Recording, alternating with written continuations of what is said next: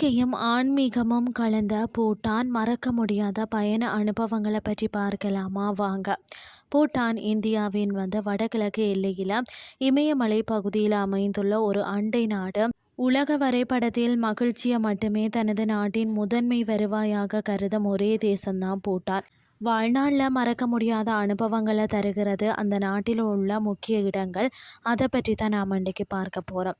First பார்த்திங்கன்னா borrow தகத் சாங்குன்னு சொல்லக்கூடிய இடம். பூட்டானின் நுழைவாயிலாக திகழும் பாரோ பள்ளத்தாக்கில் இறங்கும் போதே பிரமிக்க வைப்பது தான் டைகர் நெஸ்ட் என்று அழைக்கப்படும் பரோ தகத் சாங் மட ஆலயமாகும். அதாவது சுமார் 3000 அடி உயர செங்குத்தான மலையில் விளிம்பில் மேகங்கள் தழுவும் உயரத்தில் அமைந்துள்ள இந்த திருத்தலம் பார்த்திங்கன்னா பூட்டானின் மிக உன்னதமான ஆன்மீக அடையாளமாகும். அடுத்தது திம்போ. பூட்டானின் தலைநகரமான திம்போ, அதாவது உலகின் மற்ற பரபரப்பான தலைநகரங்களை போலில்லாமல் இங்கு நவீனமும் பாரம்பரியமும் மிக அழகாக கலந்திருக்கிறது. திம்பு நகரின் முக்கிய ஈர்ப்பு விசை மலை உச்சியில் கம்பீரமாக வீற்றிருக்கும் 169 அடி உயர வெண்கல புத்தர் சிலை. இதுதான் இங்கிருந்து முழு திம்பு பள்ளத்தாக்கையும் கண்குளிர காணலாம். அடுத்தது டோச்சுலா கணவாய். திம்புவில் இருந்து பார்த்தீங்கன்னு சொன்னால் பூட்டானின் பழமையான தலைநகரான புனகா செல்லும் வழியில் கடல் மட்டத்தில் இருந்த 10,000 அடி உயரத்தில் அமைந்துள்ள அதாவது டோச்சுலா கணவாய் பயணிகளை பெரிதும் கவரும் ஒரு இடமாகும். பனிமூடிய இமயமலை தொடரின் பின்னணியில் பார்த்தீங்கன்னா போரில் உயிர் நீத்த வீரர்களின் நினைவாக கட்டப்பட்ட 108 நினைவு ஸ்தூபிகள் வரிசையாக அமைந்திருக்கிறது.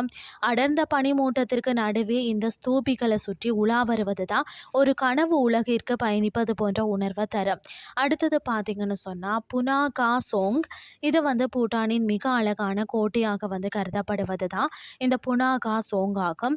போசு மற்றும் மோசு, அதாவது ஆண் மற்றும் பெண் ஆறுகள் ஆகிய இரு ஆறுகளும் சங்கமிக்கும் இடத்துல இந்த பிரம்மாண்டமான கோட்டை அமைந்துள்ளதாம். வசந்த காலத்தில் இந்த ஆற்றங்கரையில் பூத்து குலுங்கும் ஊதா நிற ஜகன்ட்ரா மலர்களிடையே மரப்பாலத்தை கடந்து இந்த வெள்ளை கோட்டைக்குள் செல்லும் போதும் நாம் ஒரு அழகிய ஓவியத்துக்குள் நுழைவது போன்ற உணர்வு ஏற்படும். பூட்டானின் மிக முக்கிய வரலாற்று நிகழ்வுகளும் அரச குடும்ப விசேஷங்களும் நிகழும் இடமாகவும் இன்று இது திகழ்கிறதா. மற்றது பூம்தாங் பள்ளத்தாக்கு. பூட்டானின் ஆன்மீக இதயம் என்று அழைக்கப்படும் இந்த பகுதியில் பல பழமையான மடாலயங்களும் அழகிய ஆப்பிள் தோட்டங்களும் நிறைந்துள்ளது.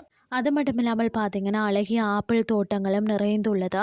பூட்டான் பயணம் என்பது வெறும் இடங்களை பார்த்து ரசிக்கிறது மட்டுமில்ல, அங்குள்ள மக்களின் எளிய வாழ்க்கை முறை, அவர்களின் பாரம்பரிய ஆடைகள் மற்றும் மிளகாயை முதன்மை உணவாக கொண்டு சமைக்கப்படும் ஏமா தாட்சி போன்ற உள்ளூர் உணவுகளை சுவைப்பது என ஒட்டுமொத்த வாழ்வியல் தேடலாகும்.